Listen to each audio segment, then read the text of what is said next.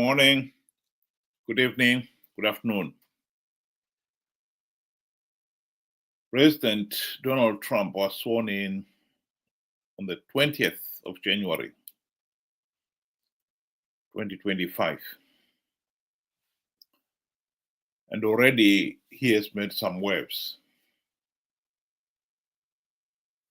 He has, during his campaign, he promised a lot of things, and some of them he has fulfilled them. I think some of the most outstanding ones that was the imposition of tariffs on America's own trading partners, Canada, Mexico, and China. I don't want to pretend that I understand the merits or otherwise of the arguments to impose those sanctions.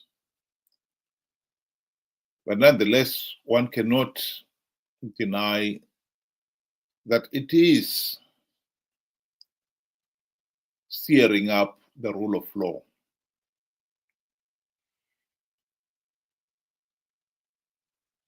If America was not happy with what Canada was doing, or Mexico was doing, or China was doing,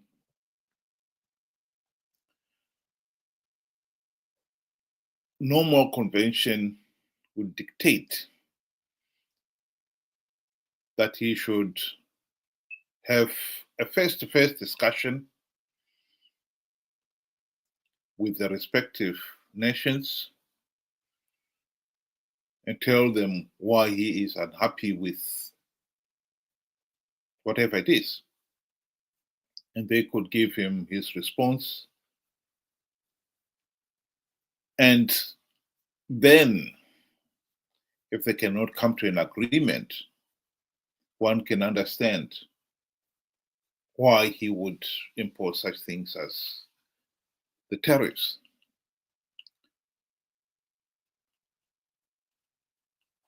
America and Canada, as is true with America and Mexico, have been trading, and some of the trade agreements were operational during President Trump's time in the White House.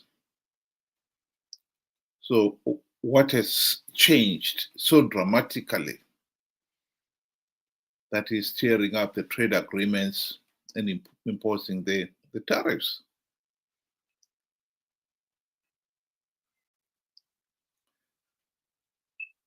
Here is a video clip of somebody talking about what President Trump has up his sleeves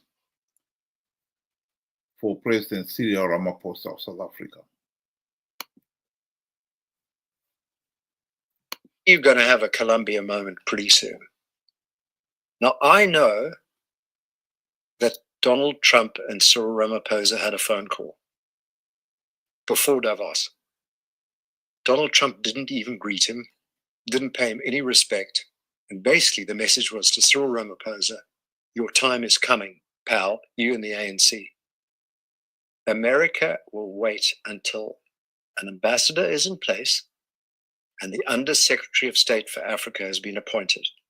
And watch those appointments, because the focus of those two people on behalf of Donald Trump and his organization, his MAGA, his cabinet, his government, are going to turn their spotlight onto the ANC and onto South Africa. And there are words, big trouble ahead for Cyril and his merry men in the next few months. It's going to happen. What exactly that means, we're yet to find out. But Cyril is running scared. And I know that because we've heard it from Gwede, Fikile, and all the people around him. Cyril basically came off that phone call with Donald Trump scared as hell. And that's a good thing. Well, I don't know about it being a good thing. I think we need the rule of law in international affairs. I don't want to pretend that I know the merits or demerits of the threat. But nonetheless, I expect that a big country like America would be the one to be not only be seen, but to be upholding the rule of law. I have to be frank. I have been critical, and like all Zimbabweans would be, of President Cyril Ramaphosa and his ANC government. Every Zimbabwean who has been following Zimbabwe's history and the relationship it has with South Africa would know that ANC policy on Zimbabwe was to protect the ZANU-PF dictatorship. In November 2022, ANC had their party congress, at which they came out with a party resolution saying they would not allow regime change in Zimbabwe. That was absolutely unbelievable.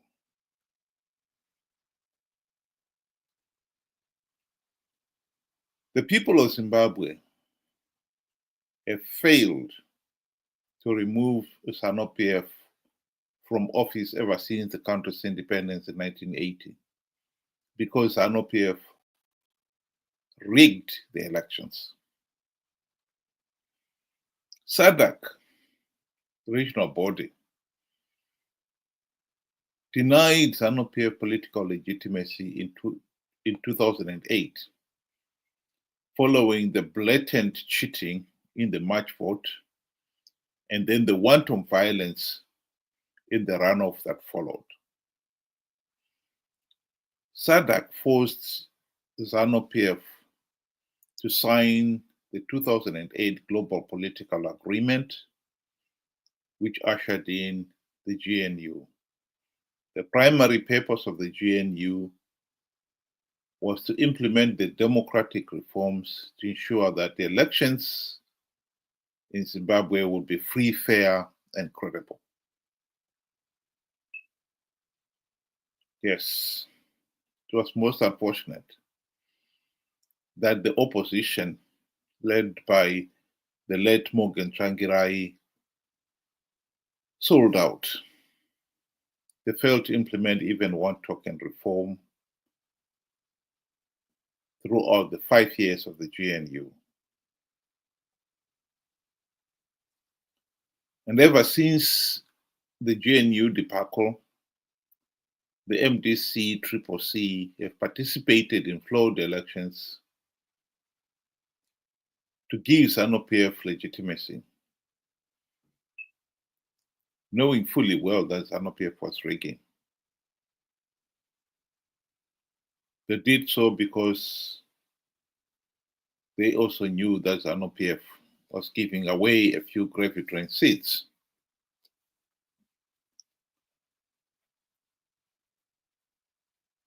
To keep up the pretense that Zimbabwe is a healthy and functioning democracy. I have often shown this quotation from one of the opposition leaders, David Coltart, spoke. I think it is a valid quotation and should remind all of us that MDC, CCC have been ZANU-PF Team B in all but name, playing to make sure that ZANU-PF Team A wins and has legitimacy. And in return, they have reaped the benefits of having a few gravy train seats.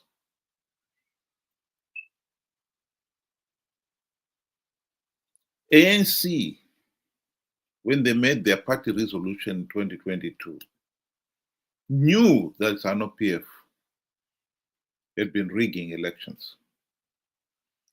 But what they were saying in that resolution is that they would still respect the results, giving ZANU-PF victory, even when they know the elections have been rigged, because they didn't want to see regime change in Zimbabwe. The SADC election observer team condemned Zimbabwe's election process as flawed. And the team, led by Dr. Nevas Mumba from Zambia, made no secret about Zimbabwe's flawed elections. And their recommendations was to condemn the elections. SADC. Well, thank you so much. First of all, let me be clear that the changing of any dynamic or situation in any of our African countries is a preserve of the citizens of that country, in this case, the Zimbabwean people. An election observation team goes there to support the process by observing and being able to release a statement of our observations that, for instance, in Zimbabwe, we raised several issues of transparency and also the independence of the Electoral Commission and things which happen in many other countries, But at the end of the day, once we produce the report and make it available to the Zimbabwean authorities and eventually to the Zimbabwean people, it really remains the preserve of the Zimbabwean people to fight for the freedoms that they need themselves and to correct those issues that have been observed. The reason why we have multiple observation missions is to ensure that, there is a comparison, taking place between the SADC report and the European Union report, the African Union report. And then they can see that those issues that repeat themselves in all these reports, it's up to the Zimbabwean people. And this is where I appeal to all political leaders, not only in Zimbabwe, especially the elections that are coming in Mozambique, that are coming in South Africa, in DRC. We have to make up our minds that, look, at the end of the day, once the people in the country are given an opportunity to monitor the elections, because they also monitor, it starts not during the day of the elections. They must make sure that the constitutional lacunas that can affect a good election are dealt with months before the election. And they must fight to ensure that there's a level playing field. They should never wait for the time when the election is taking place. They must also insist that the electoral commissions and the governments in those countries abide by international norms in holding democratic elections. And this fight must be more vicious before the election comes. What is interesting about that statement is that SADC, as a regional body, accepted the report in its entirety, but they decided to do nothing about it. Although one is not privileged to know who or how they arrived to that decision, one can guess that the ANC government, led by President Cyril Ramaphosa, which had only a few months earlier come out categorically and said they were not going to allow regime change in Zimbabwe, must have played a critical role in making that decision.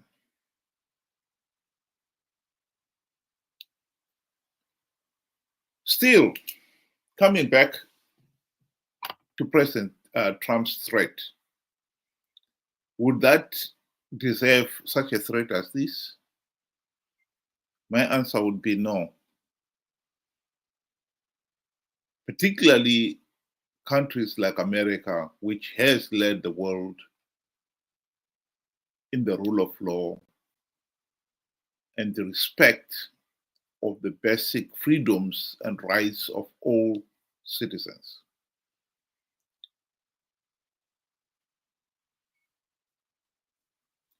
I think in this particular case, President Trump has only emboldened some of our tyrannical leaders in a country like Zimbabwe, where there is already no rule of law, where power rests in the hands of the president, parliament, judiciary, and all other democratic institutions do not dare have never dared to hold him to account. This kind of behavior by President Trump is only going to embolden our leaders in our part of the world. And I think at the end of the day, we are going to pay dearly for it.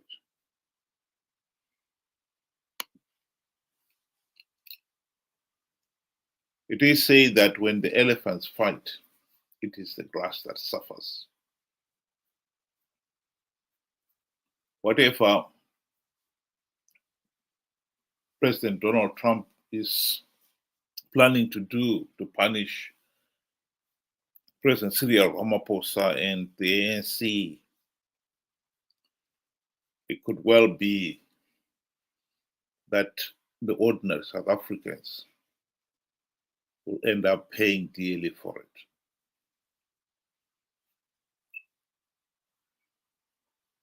And I have to say, increased chaos in our part of the world is not going to help us at all. I think at the present moment, we could do with an international leader who was prepared to hold our errant leaders to account and to punish them if they overstep. But that must be done within the rule of law. Because if it's not, it will only encourage those tyrants to do the same. Monkey see, monkey do.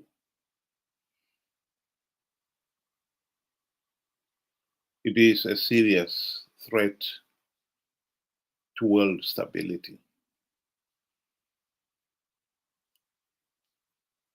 And I think even some of those measures, like the trade war that President Trump could trigger, at the end of the day, he may not have imposed the 25% tariff on any of the African countries.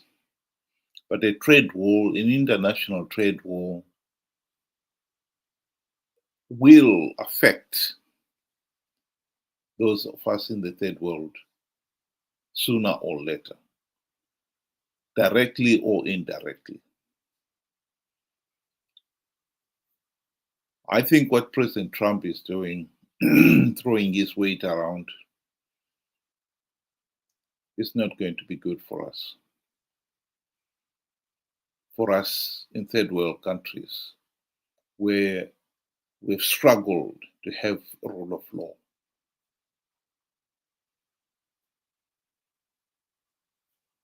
The times ahead are going to be a challenge. We've got enough challenges already without stirring up the pot, without making things even more uncertain. But I think that is exactly what President Trump has done.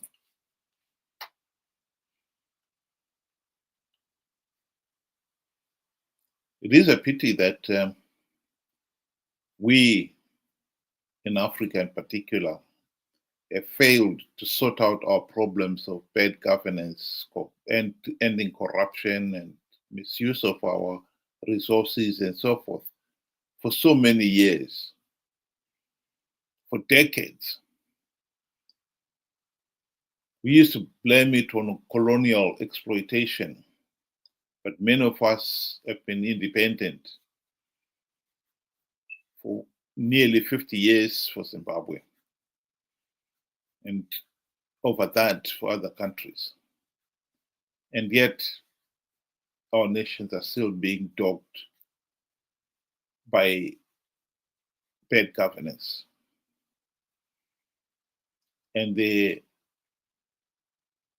unstable world political and economic system will hit hard those nations that already had economic, political, and social instability. That is the problem. Something to think about.